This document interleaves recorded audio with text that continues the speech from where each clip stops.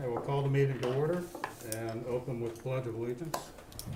Jerry, would you like to lead us tonight, Shirley? I pledge allegiance to the flag of the United States of America and to the republic for which it stands, one nation, under God, indivisible, with liberty and justice for all.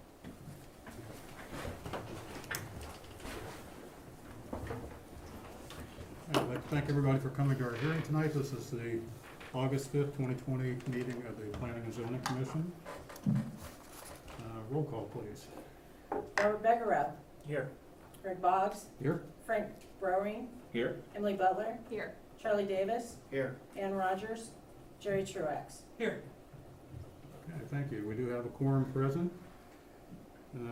We have no old business on the agenda, is that correct? That's correct. Okay, so in section number 5 on the agenda, new business, item A, final plan application FP 20002, Westport Homes. I'll go get the applicant. Okay.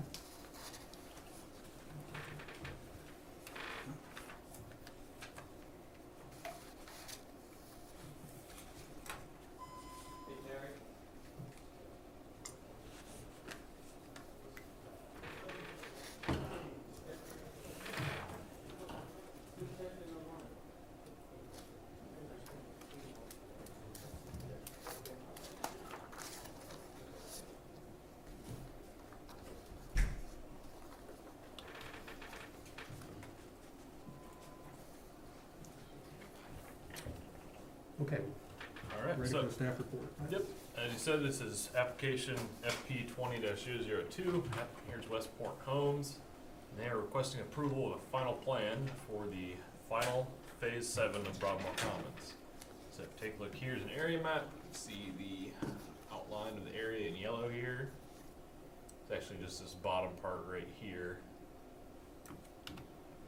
So a little bit of backstory, Broadmoor Commons was rezoned as a planned development in 1999. That plan expired and then a new preliminary plan was approved for it in 2016. Overall, Broadmoor Commons is 274 lots of single family and attached 2-family homes. There's 5 reserve areas. If you take a look, here's a quick summary of each phase, their approval dates, the number of lots, and the status of it. So currently 4 and 6 are under construction and 7's pending. Here's the overall layout of the subdivision. So we've got 1, 2, 3, 4, 5, 6. So 4 and 6 here under construction, and the final one, 7, is up for debate tonight. Phase 7 will consist of 38 lots with the minimum dimensions between 65 and 70 feet by 125 feet. Front yard setbacks are 25 feet minimum, side yard setbacks of 5 feet, and the rear yard setback of 25. Result in the extension of Old Bay Drive and the creation of Timber Valley Drive, and this will be the final phase of Broadmoor Commons. So take a look here. It's the layout of the proposed phase. You got Old Bay Drive continuing down here until it terminates in Timber Valley, and then Timber Valley coming down here and stubbing down to the south. So the street trees are proposed at 50-foot spacing as opposed to the 30-foot required by code. All other phases of the Broadmoor Commons development have this 50-foot spacing, which was approved via divergence. There's 60 street trees proposed, 34 red maples, and 26 American lindens. Take a look, here's a layout of the street trees, spaced 50 feet apart on either side of the street and the tree lawn. As part of phase 5, the applicant was to construct an 8-foot crushed limestone path in that phase 5 in lieu of replacement trees in the remaining phases. So phases 1 and 2 were completed with the required replacement trees. However, phases 3 through 6 were not, and following suit with that, phase 7 has 0 replacement trees proposed. So here's an illustrative site plan. And as the summary, the applicant also submitted proposed final plat, which will be approved administratively upon acceptance of public improvements by council. However, the public service director, the city engineer, and the water district provided some comments on that plat. However, these will not be addressed. These will be addressed before the final plat is signed and are not necessary for the approval of this final plan. As part of our review, planning and zoning staff, following approval by the Planning and Zoning Commission, the applicant will submit Mylar copies for signatures. And planning and zoning staff has no other concerns with the proposal. City engineers stated that they have no additional engineering comments. However, they would like to note that not all of our comments from the review in January were addressed with this submittal, that they'll refer to the public service director for comments on those. And then the public service director commented that in response to this engineer, those comments have been addressed and there aren't any further comments to be addressed at this time. The engineering plans have been approved. And the public service, or excuse me, the Southwest Licking Water Sewer District, it should say that on phase 2 of the final plat, there's a 20-foot sanitary sewer easement that should continue through Reserve Ave between lots 235 and 236. So for the surrounding properties, to the north is zoned Planned Development District, which is Broadmoor Commons Phase 6, and also GB General Business, which is some single-family homes.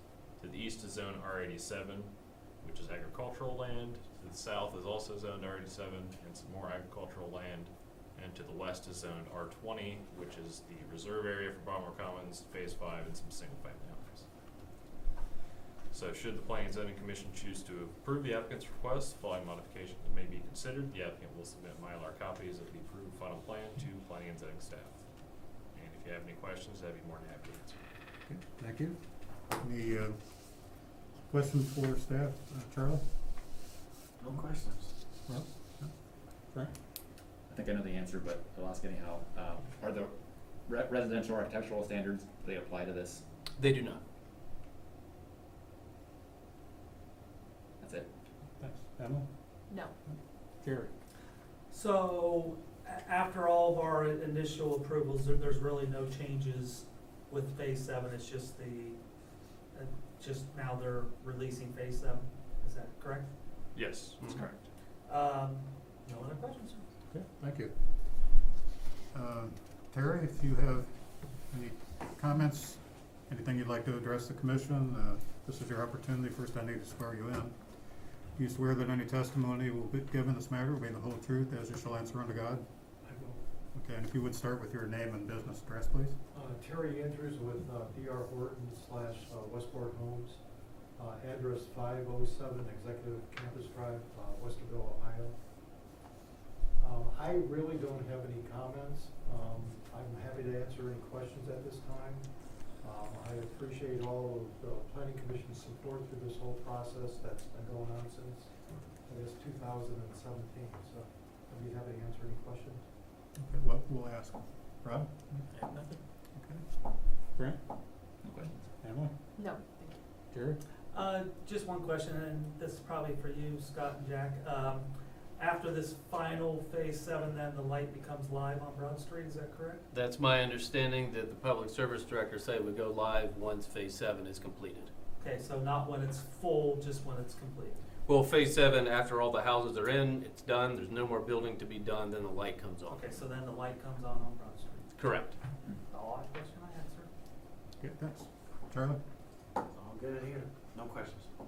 Okay, thanks. That's it. Thank you, Jerry. Any discussion among the commission members on the application before us? Any deliberation? And if there is none, are we prepared to act on it tonight? Mr. Chairman, I'd like to put a motion that we approve final plan application FP-20-002. Second motion. Okay. Thank you, Charlie, for seconding. So we have a motion on the floor. Any discussion on the motion to approve? Roll call. Mr. Davis? Yes. Mr. Truax? Yes. Mr. Vagarelle? Yes. Mr. Boggs? Yes. Ms. Butler? Yes. Mr. Breuring? Yes. The motion passes and the application is approved. Thank you.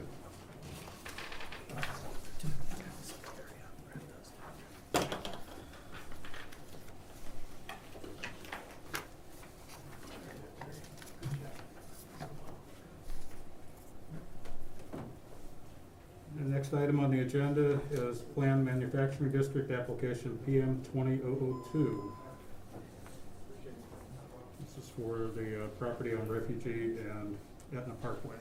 That's correct, and Mr. Kunzman is grabbing the applicants.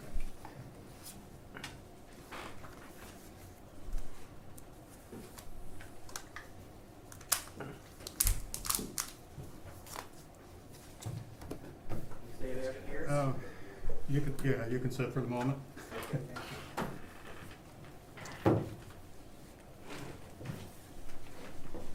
Okay.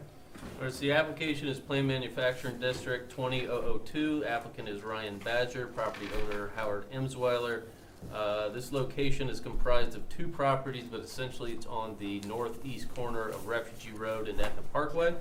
8.5 acres in size, and the request is approval of a plain manufacturing application to allow for the construction of a race car facility.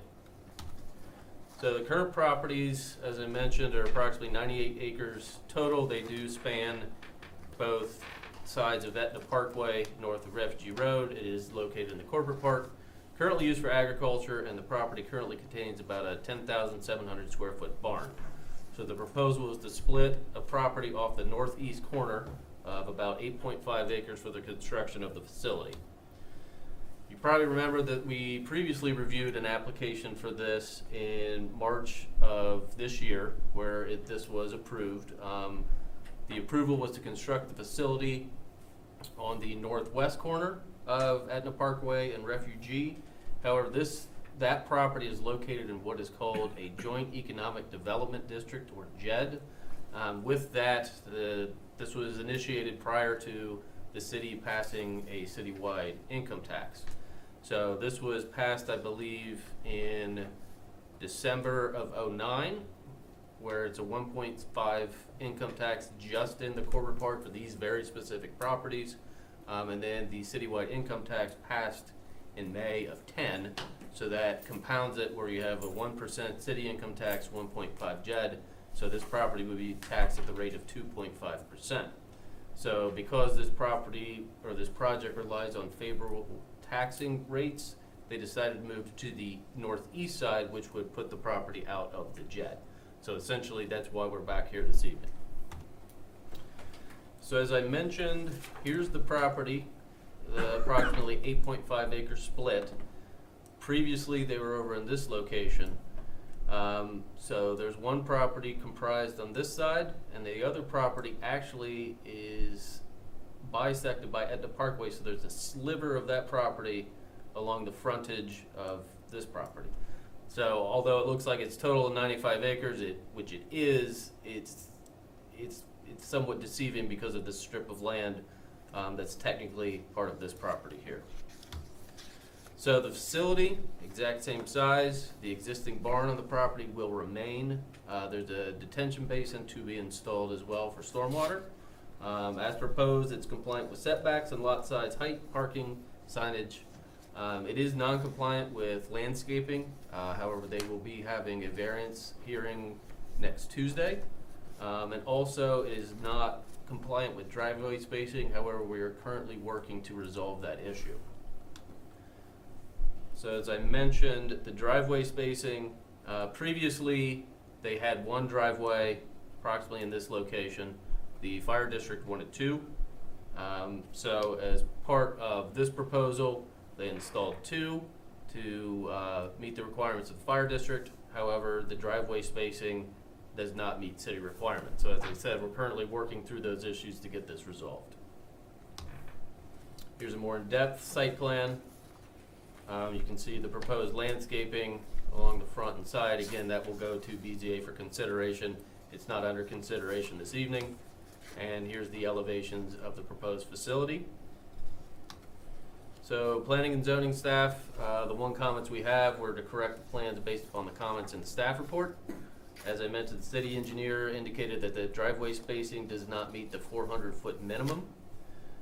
Public Service Director stated his original comments are still applicable, and he'll need clarification of the detention pond and where it will outlet. He wants to know, because if it's a detention basin, it'll be dry. If it's a retention pond, it'll be wet. He just wants clarification on that. The Water and Sewer District deferred to the Health Department for the septic system. Again, we're up against the same issue of no central sewer in the immediate area, and extension would be incredibly costly. Health Department has approved the design for the septic system. However, and this is an EPA rule as well, that the property must connect to sewer when available. So if it's available, they will be required to connect. Fire District stated they have no comments at this time, but they do expect to provide comments when construction plans are submitted, which would be the next step in this process. So the performance standards of the Plain Manufacturing District, same as last time. They meet 3 of 4. due to the fact that they will have to utilize a septic system, and as I mentioned, the public sewer is over a mile away and is not financially feasible to extend. So site design approval, how the process goes is the Planning and Zoning Commission will provide a recommendation to the Planning Director. The Planning Commission shall recommend approval if the requirements are met. But, as we've discussed, the facility will not meet one performance standard, but it is up to the Planning and Zoning Commission to determine whether to recommend approval or disapproval or approval with modifications. So surrounding properties, north, east, and west, all zoned planned manufacturing, all currently used for agriculture. And south is Etna Township, where it is used for agriculture and a single-family home. So should the Planning and Zoning Commission choose to approve the request, we offer the following modifications. The applicant shall address all comments from Planning and Zoning, City Engineer, Public Service Director, and the West Licking Joint Fire District. And number 2, the applicant shall receive all necessary permits from the City of Pataskala and the Licking County Building Department. And I would be happy to answer any questions. Thank you, Scott. Commission members, if you have questions for staff, now's the time. Frank? No questions. Emily? No. Here? Just want to be clear, are we approving this or are we recommending this for approval from council or? It would be me, ironically, maybe not ironically, but the way the code's written, Planning Commission provides a recommendation to me. So we're making a recommendation to you, okay. Correct. Gotcha. And, okay, so this was originally on the northwest by the pond. Is the horse farm staying or is it or, cause I mean, their field kinda comes out into there, doesn't it, or is that being? I believe Relocated? there was an agreement between the applicant and the property owner that the barn would stay for a period of time, although I don't know the exact time frame that the barn will stay. Gotcha. No more questions, sir? Thank you. Charlie? Yeah, I'm curious to where this is gonna go. I think I'll hold my question off and probably ask them, because they presented this, so I'm good, thank you. Okay, thanks. Rob? Thank you. Just to clarify, the original Etna Parkway plan was for 2 roadways, right? And the other unbuilt is on the west side? Looking at the map, it doesn't look, I mean, it looks like the extra right-of-way is on the west side of the existing roadway. Yes, that is correct. So that there wouldn't be any future setback issues. I guess that's what I was looking at. This is designed, yeah, I mean, even if at some point in the future the second 2 lanes were added, that would not impact this as That it's is, designed. that is correct. Okay. Thank you. Mhm. If there are no other questions for staff, then I'll ask for the applicants to step forward. And first I'll swear you, and actually I'll swear both of you in since we have applications. For both, you swear that any testimony you will give in this matter will be the whole truth, as just glad someone to God? I do. Okay, thank you. And if you would start with your name and business address, please. My name's Ryan Badger with ADR and Associates at 88 West Church Street in Newark, Ohio. Good to see everybody again.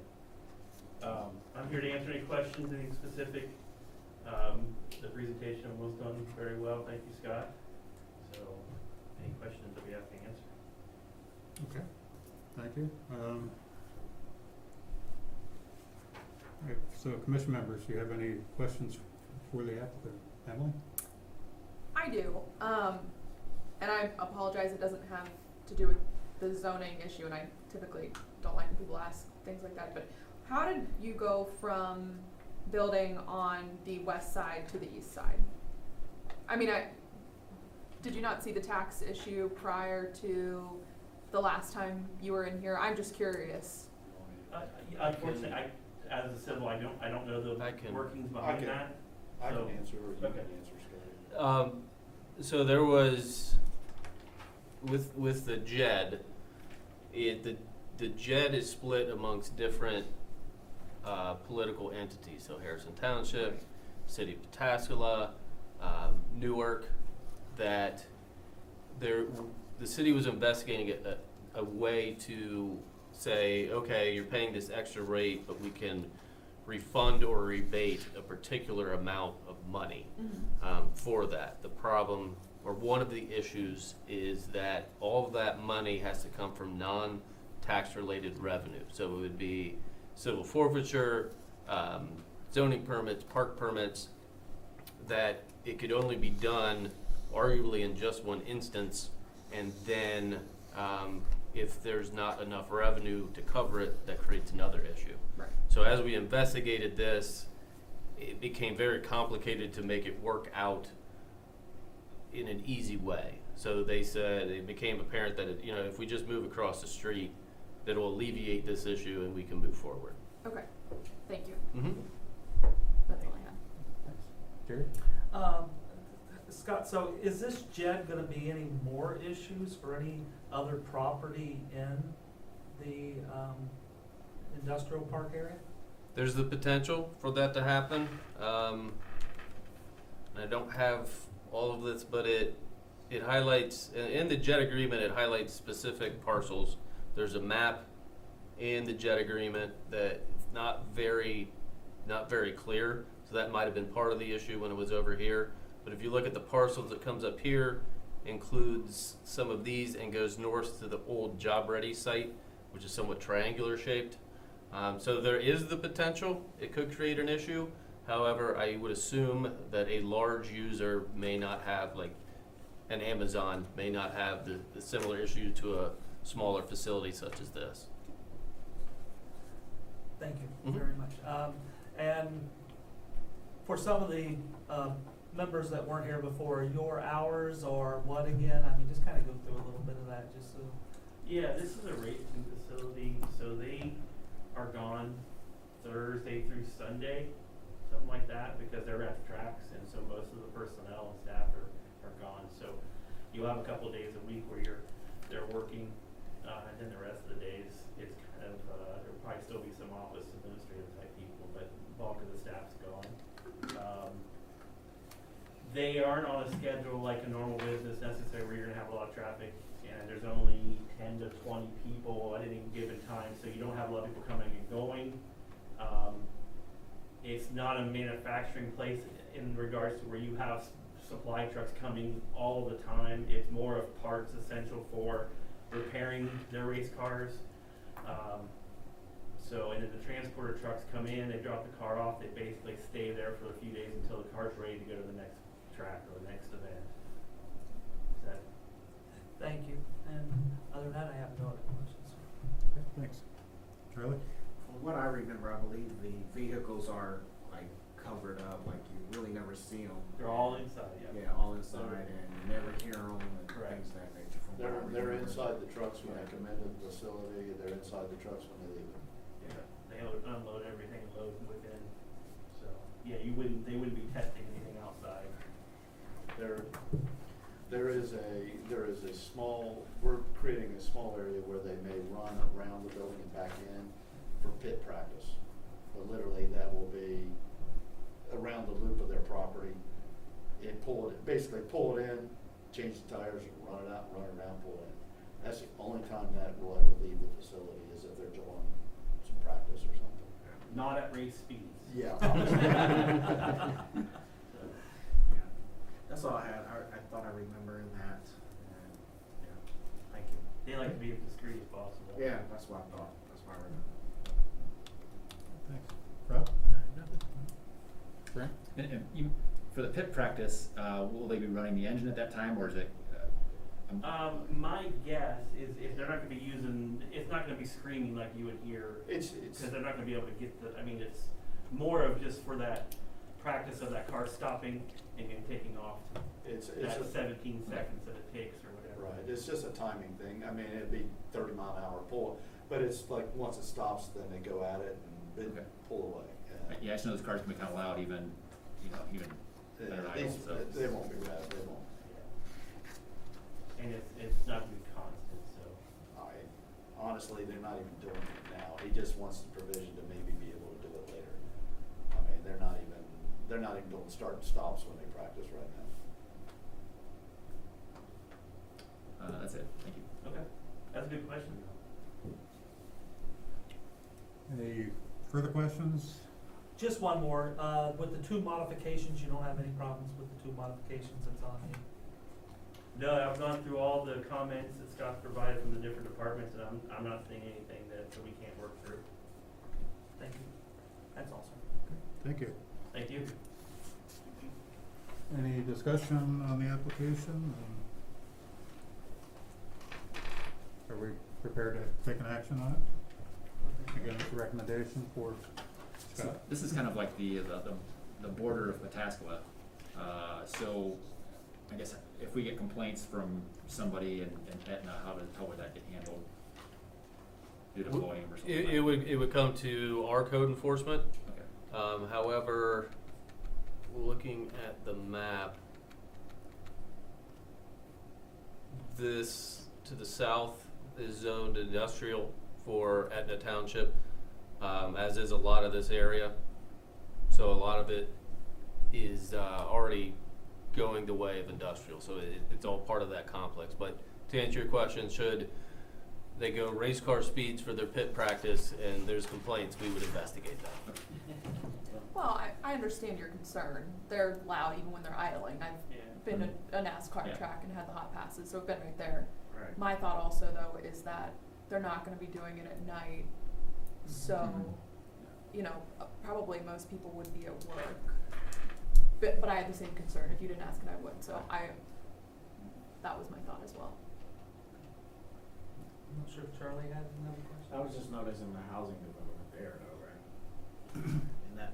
on That's the bottom, new condo association, yeah, Yeah. for Cumberland. Which would be behind them and to the right of them. Is that correct?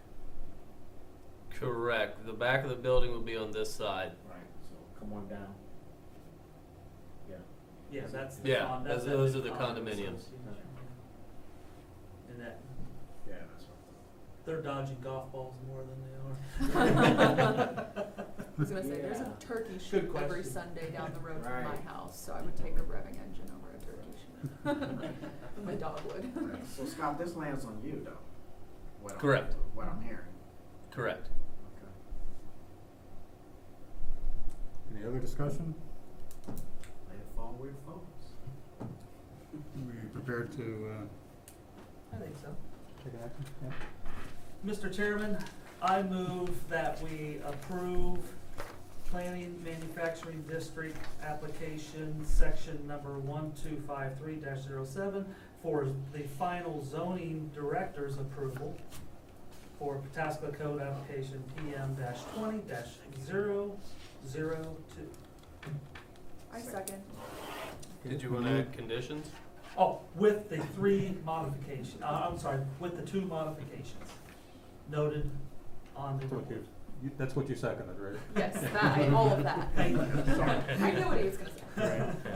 Been moved and seconded that we approve PM 2002 with the 2 listed modifications. Any discussion on the motion? Roll call. Ms. Butler? Yes. Mr. Burring? Yes. Mr. Davis? Yes. Mr. Boggs? Yes. Mr. Truax? Yes. Mr. Begerow? Yes. That motion passes and the application will go to Scott with the recommendation to approve. Thank you. Thank you. Thank you. Welcome.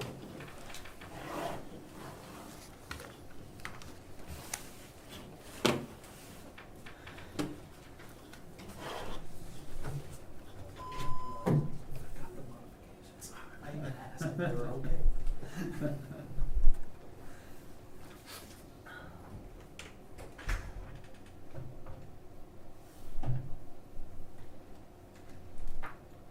He might have talked to him for a little bit. I don't know if you just want to continue. Okay.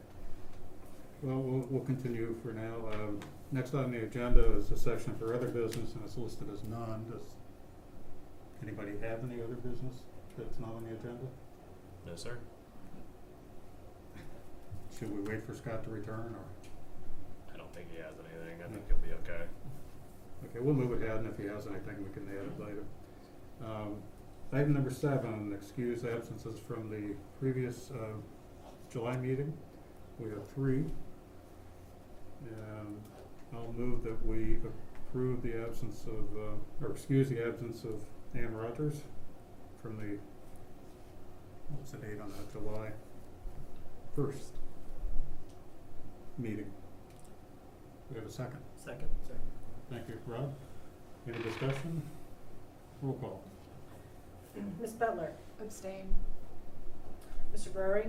Yes. Mr. Baggero? Yes. Mr. Boggs? Yes.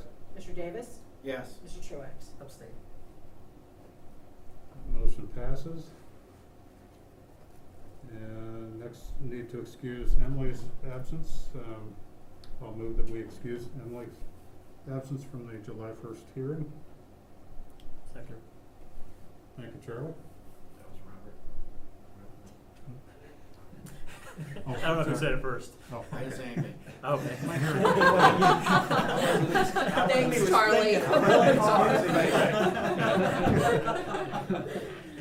Okay, any discussion about the motion? No discussion. Roll call. Mr. Boggs? Yes.